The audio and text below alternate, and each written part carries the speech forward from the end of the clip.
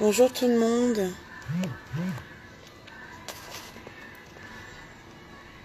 Antonia, tu peux venir? Oui, mais j'ai besoin de toi quand même. On va voir ton tableau. C'est ici.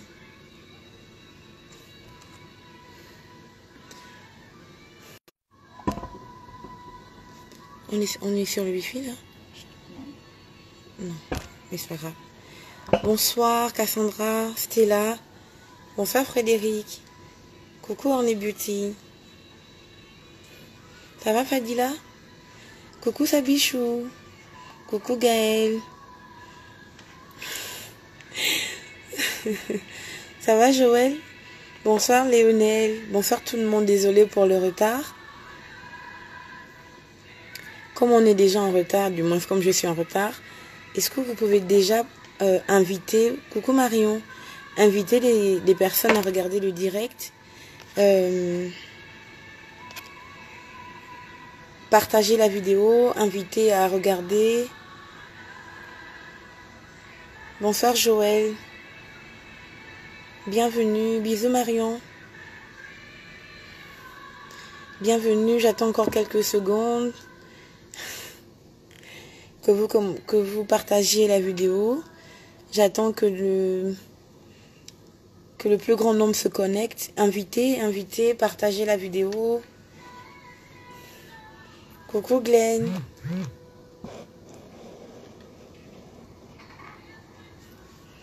Invitez. Je vous laisse inviter encore quelques secondes. Coucou Madame Goulou. On a encore quelques secondes, ensuite je vais commencer. Bonjour Kevin. Bonsoir Chloé. Bonsoir Naomi, Sephora. Bonsoir Linda. Ça va? Coucou Graziella. Bisouka. Bonsoir Keren. Bonsoir Josepha. Coucou mon fils Niki, mon fils Yann. Bonsoir tout le monde. Bonsoir Edouard. Coucou Kekeli. Je suis contente de vous retrouver, ça me fait plaisir d'être là. Coucou Cindy. J'espère que la musique n'est pas trop forte. On m'entend bien? Coucou Jo. Bonsoir Laetitia. Mon fils Yvan, ça va? Bonsoir Prunelle de l'Éternel. Kimberley, bonsoir. Coucou Ellie. Ça va Audrey? Bienvenue Célestine. On entend bien. Merci Orny Beauty. Merci K. Très bien, merci tout le monde. Invitez les gens à se connecter s'il vous plaît. Coucou Katia. Du moins coucou. Coucou Livy. Madame Cardone, ça va? On entend bien. Le son est nickel. Merci. Bonsoir Marie. Bisous Priska, ça va? Coucou Safi. Luce, qu'est-ce qui se passe? C'est quoi le smiley qui pleure? Bonsoir Fifi Lou. Dieu merci. Je crois qu'on est bon. Antonia, on commence? Tu chronomètres? Tu chronomètres après la prière? La régie dit que j'ai 15 minutes. Elle s'appelle Antonia. Sur Facebook, son nom c'est Antonia de Madrid. C'est elle qui est contre le fait qu'on soit libre. Je t'aime aussi, sa fille. Coucou. Bonjour Félicia. Alors, bonsoir Naïna. Bonsoir Aurélie. C'est parti pour 15 minutes. Normalement, on le mettre après la prière, non? Bah oui, je trouve aussi qu'elle abuse. Le diamant a dit feu sur Antonia. Alors, on va prier. Seigneur notre Dieu, nous te bénissons, nous te louons pour qui tu es. Merci toi pour la grâce que tu nous fais, ô Dieu, de pouvoir être connectés ce soir. Toi, le Dieu du mariage, nous voulons t'honorer à travers ta parole, Seigneur. Nous voulons te dire combien nous respectons et nous vénérons ta parole. Nous nous sommes connectés parce que nous sommes prêts à obéir, Seigneur, ô Dieu. Nous croyons, éternel mon Dieu, que le vouloir et le faire est suscité maintenant, alors que nous nous connectons pour entendre ta parole à propos du mariage. Dans le nom de Jésus, Saint-Esprit, viens nous conduire, viens nous transformer, viens nous remodeler, donne-nous la forme dont nous avons besoin pour entrer dans le mariage et pour tenir dans le mariage, Seigneur, dans le nom de Jésus-Christ de Nazareth. Accompagne-nous, Saint-Esprit, tout au long de ce direct, que nous en sortions totalement rafraîchis, totalement restaurés, Seigneur, que nous en sortions bénis, dans le nom de Jésus-Christ. Amen. Re-bienvenue à tout le monde. Alors, je veux faire un petit résumé de ce que j'ai dit la semaine dernière. La semaine dernière, j'ai parlé, je me suis appuyée sur le texte d'Éphésiens 5 à partir du verset 22. Et je disais effectivement que j'ai parlé de 2 points. Je me suis adressée aux femmes en parlant de la soumission. La Bible déclare que nous devons être soumises à nos maris comme au Seigneur, et ce, en toutes circonstances. Et je disais également que nous ne pouvons pas choisir quand nous devons être soumises à nos maris. Nous devons être soumises en tout point, en toutes circonstances, comme dit la parole de Dieu. Et ensuite, j'ai touché le point sur lequel le Seigneur, du moins la Bible dit que les maris devaient... bonjour mon mari. Sur lequel les maris devaient aimer leur femme comme Christ a aimé l'Église. Et je disais que la version que j'avais utilisée la semaine dernière avait écrit « Marie, aimez vos femmes comme Christ a aimé l'Église » et il y avait un 2 points. Donc, la Bible était en train d'expliquer c'était quoi aimer son épouse comme Christ a aimé l'Église. Et la Bible disait à ce moment-là, comme il s'est sacrifié pour elle en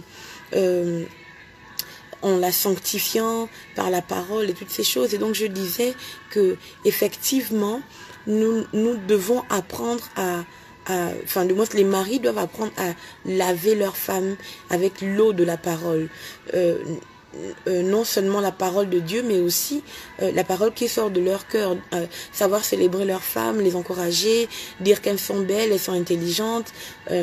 Je disais que on ne peut pas offrir par exemple des cadeaux précieux à sa femme et venir derrière la rabrouer, la rabaisser, disant qu'elle n'est rien, qu'elle ne réussirait à rien faire de sa vie. Je disais que effectivement que ce n'était pas possible. Je ne sais pas qui a écrit avec Pasteur Shirley. Shalom Pasteur Shirley, dis-nous tout. Donc voilà, du coup je disais que voilà, les maris devaient sanctifier leurs femmes. Et dans le fait de sanctifier, je disais également que sanctifier veut dire mettre à part. Et je disais qu'il y a des mots qu'on ne peut pas utiliser avec une autre personne qui n'est pas notre conjoint. Vous ne pouvez pas dire, je disais qu'il y a des mots qui sont réservés exclusivement à votre mari ou à votre femme.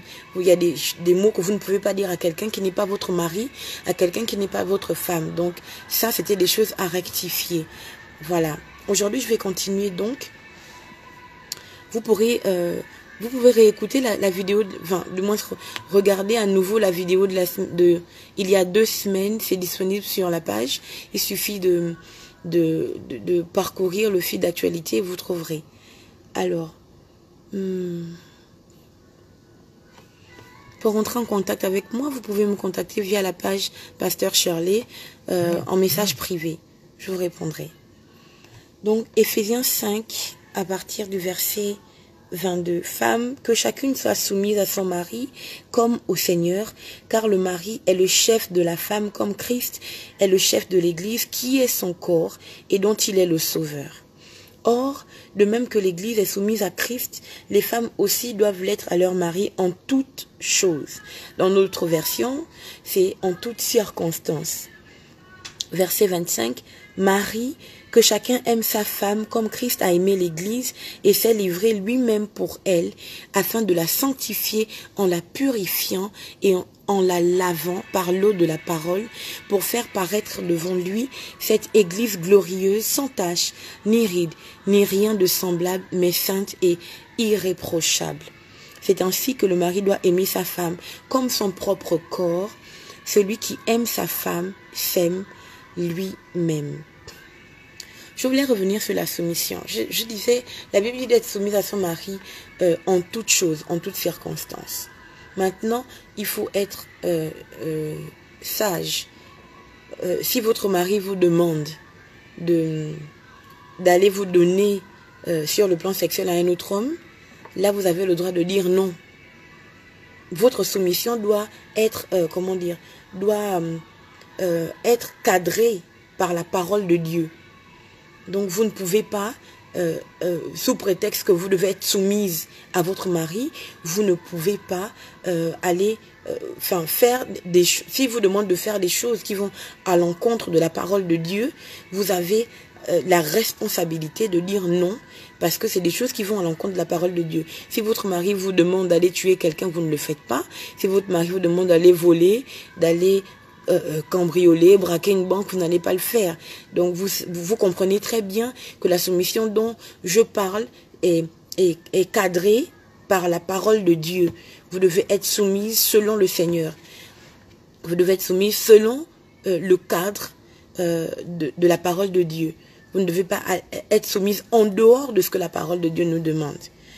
Voilà. Donc je vais revenir sur... je vais parler aux hommes. Encore une fois, parce que la semaine dernière, nous en avons beaucoup parlé, on a beaucoup parlé aux hommes. Donc, il dit, Marie, que chacun aime sa femme comme Christ a aimé l'Église et s'est livré lui-même pour elle. Dans d'autres versions, c'est écrit, est-ce que je peux avoir une version seconde?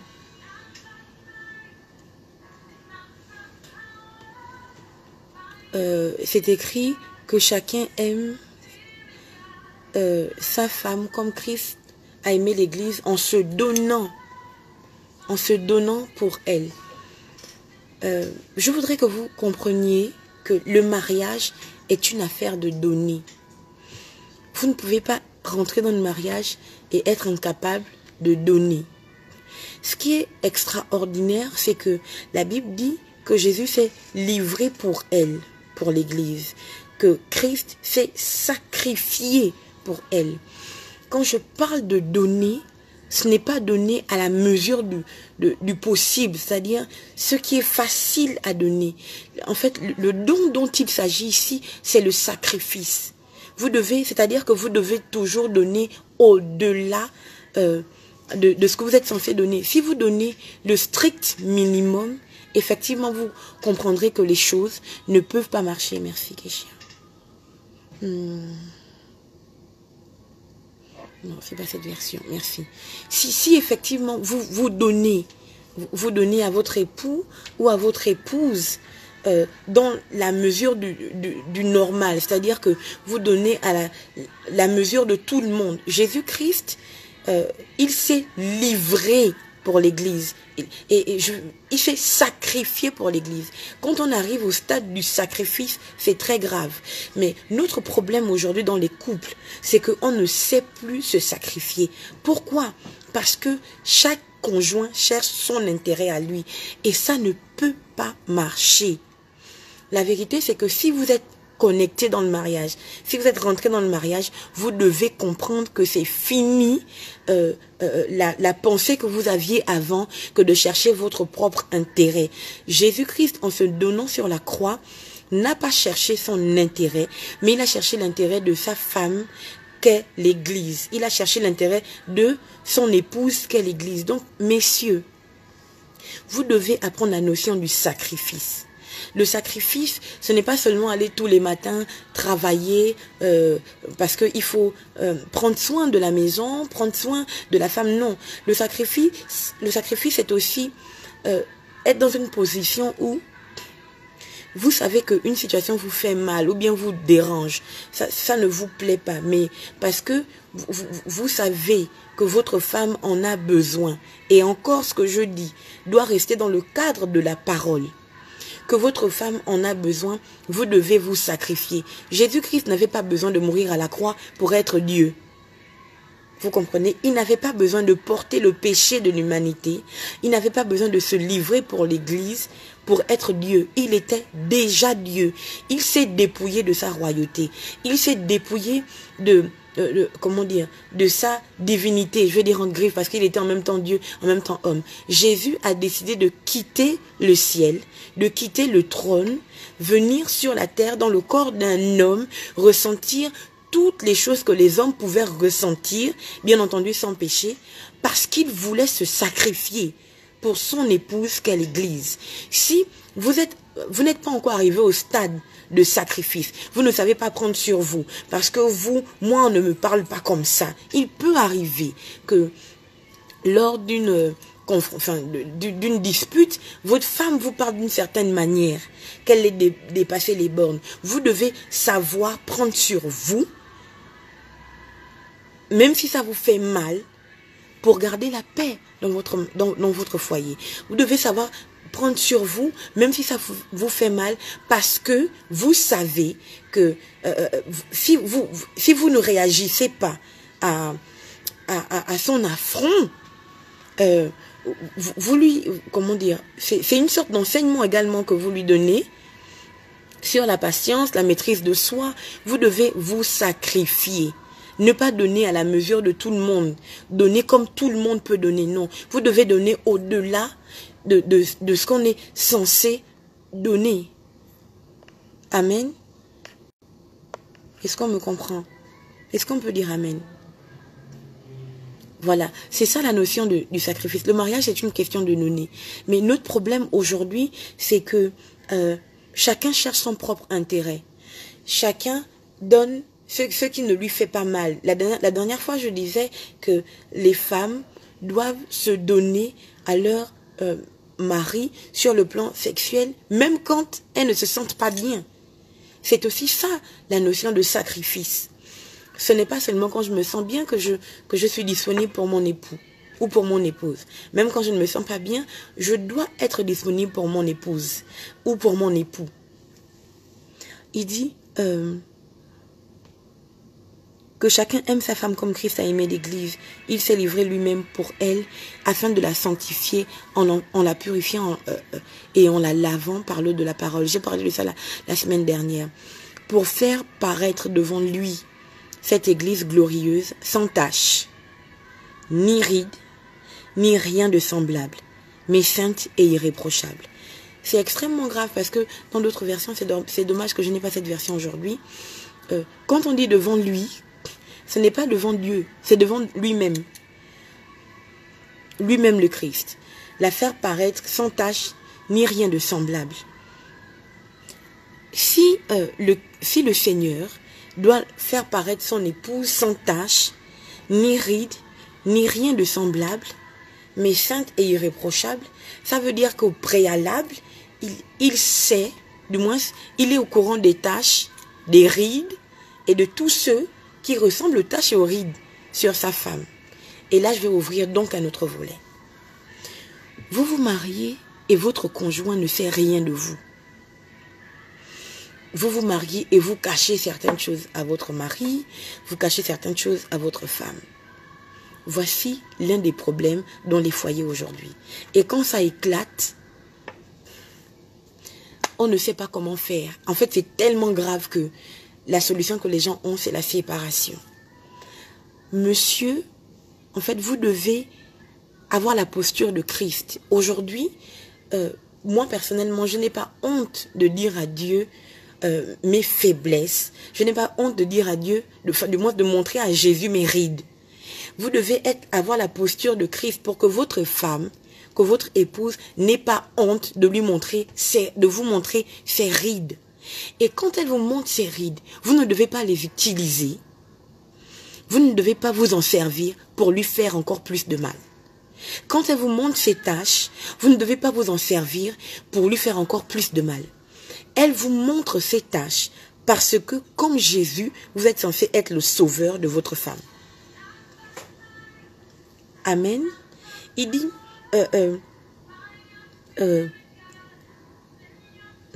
voilà, femme, que chacune soit soumise à son mari comme au Seigneur, car le mari est le chef de la femme, comme Christ est le chef de l'Église qui est son corps et dont il est le sauveur.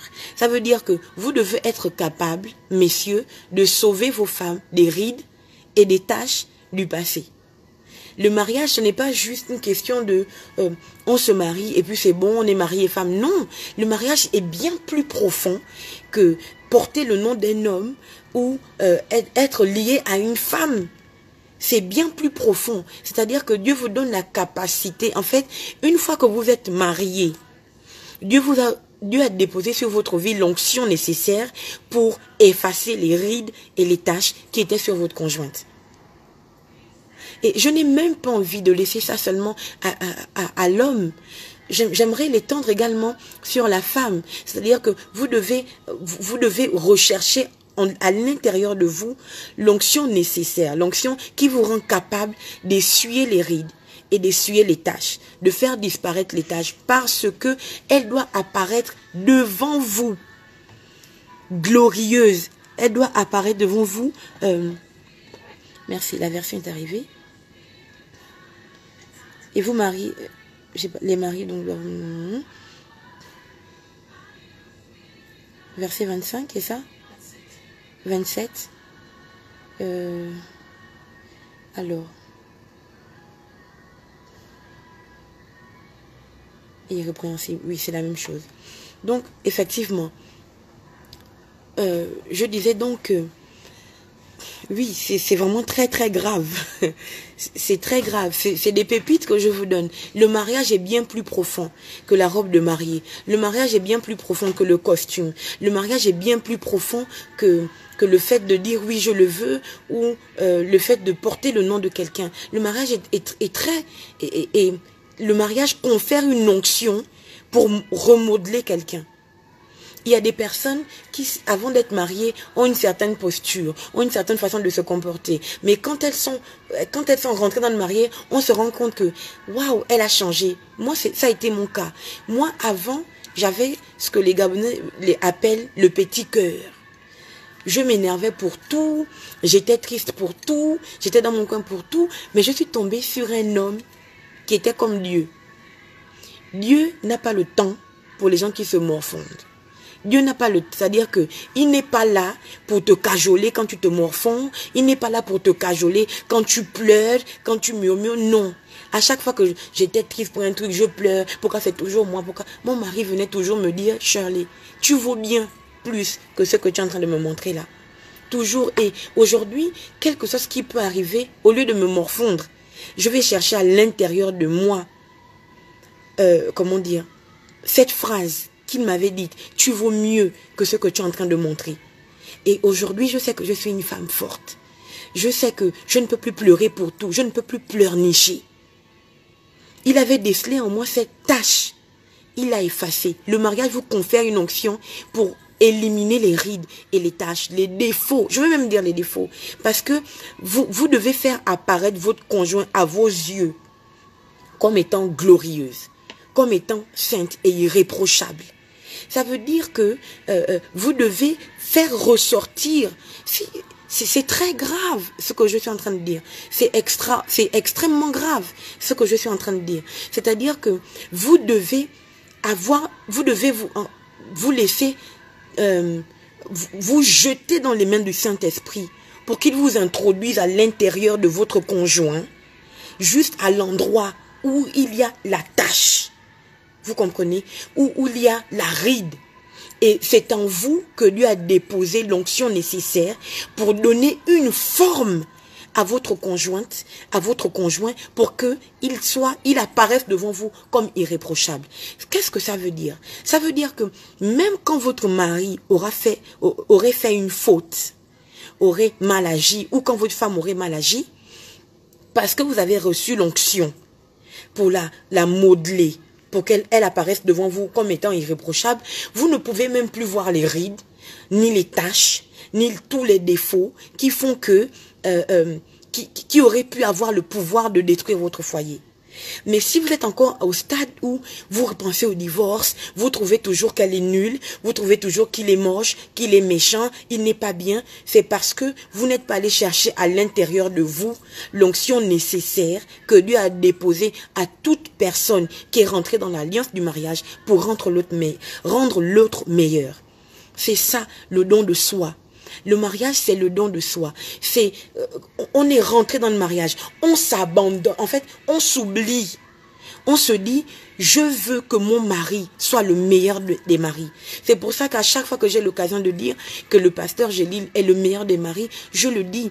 Parce que je sais que ma parole a une puissance pour le rendre encore meilleur. Je sais que si je le célèbre, si je le sanctifie avec la parole qui sort de ma bouche, cela va agir sur lui. Et je ne le fais pas pour que ce soit nice, fun, trop mignon, trop chou. Non, je le fais parce que j'ai pris conscience que c'est pas une femme dehors qui viendra effacer la ride de mon mari. C'est pas une femme à l'extérieur qui viendra effacer la tâche de mon mari. En réalité, les gens de l'extérieur ne doivent même pas connaître les tâches et les rides de vos conjoints. Si les gens de l'extérieur connaissent les tâches et les rites de vos conjoints, c'est parce que vous avez parlé. C'est parce que vous avez dit. Et c'est parce que vous n'avez pas fait ce que vous étiez censé faire. Marie, décelez les tâches et les rides sur vos femmes. L'onction vous a été donnée. L'onction nécessaire vous a été transférée quand vous avez dit « oui, je le veux ». N'utilisez pas les rides et les tâches. En fait, Dieu va vous ouvrir les yeux, mesdames et messieurs. Dieu vous ouvrira. Il y a des choses, on nous dit souvent, oui, elle a caché ça. Je ne savais pas ça avant de l'épouser. Ce n'est pas vrai. C'est-à-dire que il y a des choses que vous ne pouvez pas savoir avant de rentrer dans le mariage. On connaît jusqu'à un certain niveau. Mais c'est quand on est à l'intérieur du mariage que là, on découvre autre chose, parce que il y a des choses que seuls les maris peuvent voir. Les fiancés ne peuvent pas voir les rides.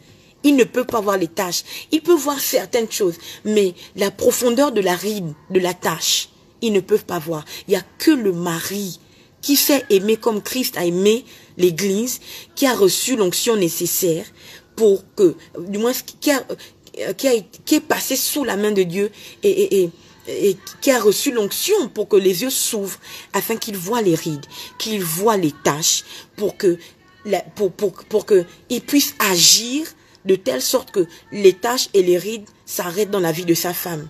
Mais si vous avez vu, Dieu va toujours vous ouvrir les yeux pour que vous voyez les rides de votre conjoint, pour que vous voyez les tâches de votre conjoint. Mais si Dieu vous a ouvert les yeux et que vous avez vu la ride, vous n'avez rien fait pour que cette ride disparaisse. Moi, j'avais la ride, j'avais du mal à parler devant les gens. Mais mon mari m'a encouragée. Il faut que tu parles, tu es intelligente, tu as tout. Mais tu as ça en toi, Charles. Je ne comprends pas pourquoi tu hésites, pourquoi tu as peur, pourquoi tu ne veux pas qu'on te pousse. Vous comprenez? Et aujourd'hui, je me rends compte que ce n'est peut-être pas encore parfait. Mais le fait qu'il ait décelé cette ride à l'intérieur de moi et qu'il ait travaillé pour que cela me quitte totalement, m'a fait rentrer dans mon destin, m'a fait rentrer dans mon appel. Si cet homme, du moins si je n'avais pas lié ma vie à cet homme, je ne vous parlerai pas aujourd'hui. Pour moi, je ne pouvais pas, c'était impossible. Je ne pouvais pas le faire. Faire ce que je fais là, c'était impossible. Moi, je prenais mon micro, je dis bonjour et je commence le chant. Je ne parle pas, je n'exhorte pas. Mais aujourd'hui, je peux vous parler parce que je me suis connectée à un homme à qui Dieu a ouvert les yeux sur mes tâches et mes rides. Et qui n'a pas seulement regardé et puis gardé ça sur le côté pour dire quand ce sera le moment. Je lui dirais, oui, tu vois comment tu es, regarde ça, regarde ceci. Non, il a pris l'eau de la parole qui sortait de sa bouche et il m'a lavé. Et il m'a fait paraître devant lui sans tache, ni ride, ni rien de semblable, et sainte et irréprochable. Alors, messieurs, fini le fait d'utiliser les rides de vos femmes pour les mettre encore plus bas que terre. C'est fini. Parce qu'aujourd'hui, vous avez su la vérité. Vous avez connu la vérité. Et la vérité, je le crois dans le nom de Jésus, vous a rendu libre. Mesdames, vous avez décelé les rides de votre mari. Priez, travaillez, encouragez-le, poussez-le de l'avant, élevez-le. Allez-y contre ces rides. J'espère que vous entendez ce que le Saint-Esprit est en train de vous dire aujourd'hui. L'Église, et d'abord, l'Église commence par la famille. Si les familles sont renversées, si les familles sont faibles, si les familles sont disloquées, l'Église sera disloquée, l'Église sera faible, l'Église sera renversée. Alors, il faut que vous travaillez, messieurs et mesdames les fiancés. C'est à vous aussi que le Saint-Esprit est en train de parler. Vous devez travailler à ce que, lorsque vous rentrerez dans le mariage, que votre couple soit un couple fort, que votre famille soit une famille forte, parce que vous de votre force dépend la force de l'Église. Vous devez être une famille forte pour être une Église forte. Amen. On n'arrête pas de me faire signe que c'est fini, que le temps est fini. Je crois que je vais devoir arrêter, même si je sens qu'il faut continuer, mais bon, on va arrêter. 5 minutes. Merci. Donc, je disais que vous devez comprendre que vous devez avoir une famille forte. Vous devez avoir un couple fort. Parce que l'Église est constituée de familles. Dieu est le Dieu des familles. Si ces secrets, vous ne les avez pas, vous ne les assimilez pas, l'Église sera faible. Or, l'Église des temps de la fin est une Église puissante, une Église glorieuse. Et ça commence dans nos maisons. Amen. Que Dieu vous bénisse. Je vais prier. Seigneur, nous voici devant toi. Nous ne voulons plus utiliser les rides, les tâches que nous voyons sur nos conjoints pour leur faire du mal. Mais nous voulons, Seigneur, oh Dieu, que lorsque nous avons vu la ride, Seigneur, que l'onction soit déclenchée en nous pour effacer les rides, pour nettoyer les tâches, Seigneur, dans le nom puissant de Jésus-Christ de Nazareth. Nous te faisons confiance, Saint-Esprit. Prends le contrôle, Seigneur. Là où je me suis arrêté, toi, tu peux continuer, Esprit de Jésus. Fais-le, afin que l'Église soit constituée de familles fortes, Seigneur, dans le nom de Jésus, de couples forts, éternels, dans le nom puissant de Jésus. Je bénis chaque couple qui me regarde. Je bénis chaque personne qui a entendu cette parole. Je déclare que l'onction nécessaire pour nettoyer les rides et les taches est maintenant disponible dans le nom de Jésus. Amen. Que Dieu vous bénisse. Je ne sais pas si vous voyez, Gratitude, Attitude, c'est le 24 mars au 1 rue du Centre Providence. Providence Église, nous serons avec Afi Kalala, Bradley Mouti, c'est ça, et moi-même, Mouteur, désolé, et moi-même le pasteur Charlie, le groupe Providence. Que Dieu vous bénisse. Au revoir.